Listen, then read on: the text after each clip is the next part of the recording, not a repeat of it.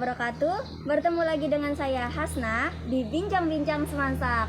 Kali ini di episode ke-7 kita kedatangan tamu yang luar biasa, yaitu alumni terbaik dari SMA Negeri 1 Kesan Hilir. Halo Kak. Halo Hasna. Perkenalan dulu dong.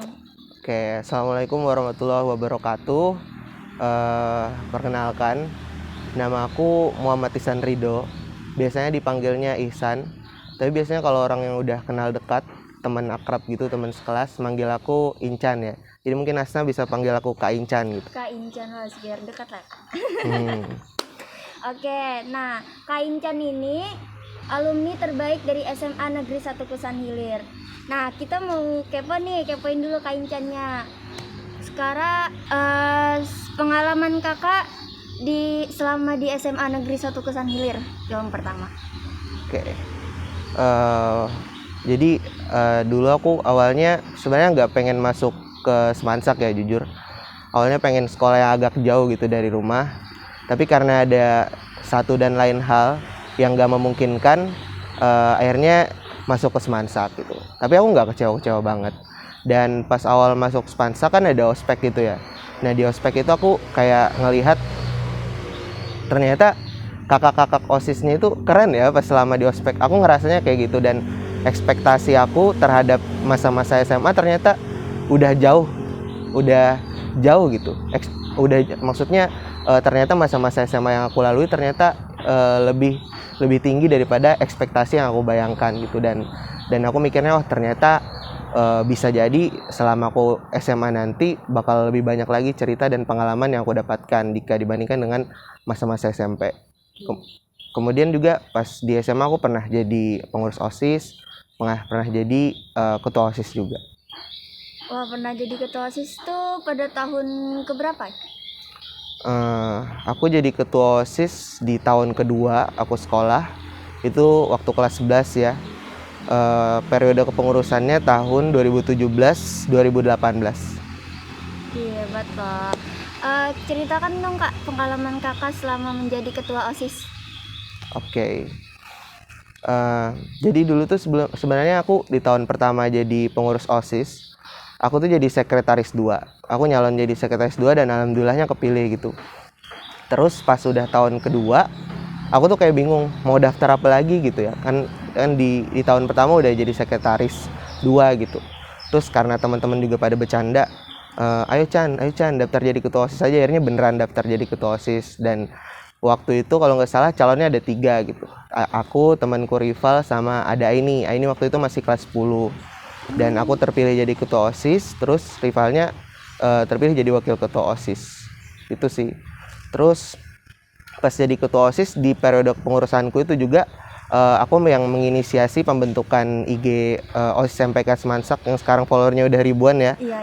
Nah itu inisiasinya waktu itu di periode kepengurusanku. Oh, mantap. Berarti kakak yang ngembangin IG OSIS sampai ribuan followersnya gitu ya? Pengelolaannya ini sih ada orang lain yang mengelola gitu. Tapi aku yang menginisiasi idenya buat bikin IG OSIS MPK Semansak. Wah, bagus. Berarti sekarang ini kakak lagi sibuk apa nih? Lagi ngejalanin apa lagi nih? Oke. Jadi sekarang aku lagi semester 5 ya. Aku sekarang kuliah di kedokteran Universitas 11 Maret. Udah semester 5 ini, ntar abis Desember bulan Februari udah masuk semester 6. Jadi kesibukannya ya itulah, kuliah online, praktikum online, dan lain-lain sebagainya. Nah, kita ini dengar kalau kakak ini alumni terbaik, prestasinya udah banyak lah ya. Coba dong ceritakan prestasi kakak tuh apa aja dan pengalaman kakak selama mengikuti kegiatan-kegiatan di sekolah. Sebenarnya jujur agak lebay ya kalau dibilang terbaik, soalnya tentunya di tiap angkatan juga punya kakak-kakak atau adik-adik siswa yang berprestasi dalam berbagai bidang apalah itu. Tapi kalau misalnya disuruh cerita, dulu apa aja yang prestasi yang pernah aku capai, yang pertama tadi jadi ketua OSIS ya. Iya. Itu menurutku juga sebuah prestasi yang layak aku banggakan. Kemudian aku dulu pas kelas 10 pernah ikut OSN, Olimpiade Sains Nasional. Alhamdulillah waktu tahun pertama kelas 10 aku jadi juara 1 Kabupaten Tanah Bumbu.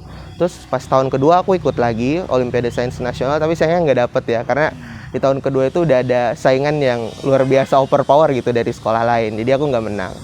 Kemudian aku pernah terpilih jadi 6 orang dari Kalimantan Selatan untuk mewakili ke Kemah Pendidikan Karakter tingkat nasional, dan itu juga lumayan membanggakan ya buat aku. Karena dari puluhan peserta yang mewakili kabupaten masing-masing, yang terpilih cuma 6 orang gitu, dan nggak tahu kenapa kayaknya aku cuma beruntung deh bisa kepilih. Kemudian aku pernah ikut beberapa lomba lainnya, kesenian, FLS 2N, vokal solo, tapi nggak menang ya.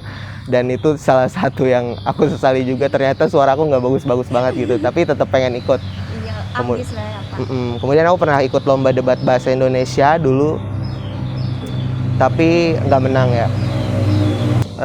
Di kelas dulu juga pas kelas 10 aku UTS, terus semester ganjil, semester genap selalu peringkat 1 di kelas ya. Terus pas sudah kelas 11 kan udah mulai penjurusan nih, udah IPA IPS. Pas kelas 11 sampai kelas 12 aku pernah peringkat 1, pernah juga peringkat 2, ganti-gantian sama teman sekelasku. Soalnya udah ada saingan ya, jadi nggak selalu peringkat 1 gitu, kadang-kadang peringkat 2, dan aku nggak tahu ya yang lebih banyak peringkat 1 tuh siapa, aku atau dia. Kayaknya dia sih yang lebih banyak peringkat 1-nya, tapi kalau pas kelulusan yang peringkat 1-nya itu aku. Oke. Jadi waktu kelas 10 belum ada tuh namanya jurusan IPA IPS nih. Belum. Masih campuran. Masih umum. Jadi waktu kelas 11 ngambil jurusan apa? Aku ambil jurusan IPA. Oh, IPA. IPA berapa tuh? IPA 3. Nah, kalau pengalaman kakak, ada nggak kakak pernah ngikut ekskul di sekolah, terus ada pengalaman mungkin yang kocak, lucu mungkin sama guru-guru pembina ekskul lainnya? Apa ya? Kalau pengalaman ekstrakurikuler sih, dulu aku ikut ekstrakurikuler tuh ada 3 seingatku ya. Ada pramuka yang paling aktif, aku selain di kepengurusan OSIS aku juga aktif di pramuka dari kelas 1 sampai kelas 3. Kemudian aku juga ikut paduan suara, terus aku ikut ekstrakurikuler bola basket. Tapi dari ketiga itu aku yang paling aktif itu di pramuka. Dan kalau misalnya ditanya cerita-cerita menarik, tentunya banyak banget ya cerita menarik di pramuka. Dan salah satu cerita yang paling berkesan itu tentunya yang jalan kaki gitu. Kenaikan tingkat ke Bantara itu jalan kaki dari Pulau Salak ke Pagatan. Malam sampai subuh gitu, dan itu nggak pernah aku sesali sih. Tapi seru lah ya. Seru. Pramuka itu seru. Iya. Benar-benar seru. Perjalanan selama SMA dari kelas 10 sampai lulus, sampai kakak masuk fakultas kedokteran, itu motivasi apa aja yang bisa kakak sampai sekarang, sampai bisa seperti ini? Jadi ini klarifikasi dulu ya, sebenarnya capaianku nggak tinggi-tinggi banget gitu, tapi diminta untuk berbagi tips ya. Jadi ya nggak apa-apa aku berbagi tips kepada adik-adik yang mungkin nonton, atau teman-temanku yang mungkin iseng nonton video nantinya gitu. Jadi beberapa hal yang memotivasi aku tuh, yang pertama impian ya. Jadi aku dari SD, dari SMP, SMA itu terbiasa punya impian-impian kecil gitu loh. Jadi aku kayak pengen peringkat 1 di kelas, pengen juara 1 paralel seangkatan, dan lain-lain. Pokoknya aku punya impian yang memicu aku buat lebih bersemangat lagi gitu, buat lebih berusaha lebih banyak lagi. Kemudian yang kedua yang motivasi aku tuh adalah ketidakmampuan ya. Jadi ini sedikit cerita aja. Dulu aku pas SMP itu belum punya sepeda motor. Nah, aku nggak dibolehin naik sepeda motor, dan orang tuaku, ibuku itu dia nggak bisa naik sepeda motor gitu. Jadi aku nggak punya sepeda motor kan. Dan pas sudah masuk SMA, kan kebiasaan siswa-siswa di Semansak itu naik sepeda motor ya kalau ke sekolah, karena lumayan jauh dari Pagatan. Jadi aku selama semester 1 awal itu selalu numpang sama temanku gitu, karena nggak punya sepeda motor. Nah pas kelas 3 SMP aku tuh pengen banget dibeliin sepeda motor sama orang tua, tapi kayak belum bisa gitu loh. Masih ada kendala. Belum bisa, ada kendala sehingga belum bisa beli. Nah karenanya aku kayak ambis banget pas kelas 3 SMP. Jadi dulu tuh waktu masih ada ujian nasional, kalau misalnya kita bisa masuk peringkat 3 besar sekabupaten tuh bakal dapat beasiswa gitu yang nominalnya lumayan besar. Nah jadi aku pas kelas 3 SMP ambis banget belajar ujian nasional buat dapat beasiswa itu. Nah, aku berharap kalau aku dapat beasiswa itu uangnya bisa aku pakai buat beli sepeda motor gitu. Dan ternyata pas aku lulus SMP, bener aja aku masuk peringkat 3 besar gitu. Nilai UN terbaik Setana Bumbung. Gak apa-apa nggak peringkat 1 atau peringkat 2, peringkat 3. Aku juga udah cukup bersyukur karena nominal beasiswanya juga cukup buat beli sepeda motor gitu. Jadi nggak terlalu merepotkan orang-orang di sekitar gitu ya. Baik, terus motivasi selanjutnya mungkin juga orang-orang terdekat. Aku bersyukur banget punya privilege dukungan dari orang tua ya, yang bisa bikin aku belajar dengan santai gitu, bisa bikin aku belajar dengan nyaman. Kemudian juga dukungan orang-orang terdekat yang selalu mendukung aku, selalu motivasi aku. Dan juga yang gak kalah penting itu teman-teman terdekat ya, teman-temanku tercinta, teman-teman IPA 3. Dan kebetulan IPA 3 itu kayak orang-orangnya apa ya, agak ambis gitu loh, orang-orang siswa-siswa yang semangat belajar. Nah itu juga jujur lingkungan seperti itu juga memotivasi aku dan memaksa aku buat semangat gitu, buat belajar dan mencapai impian-impian kecil yang udah aku tetapkan. Nah mungkin dari penyampaian kakak tadi barusan di IPA 3 orang-orangnya ambis semua ya, hampir semua sih.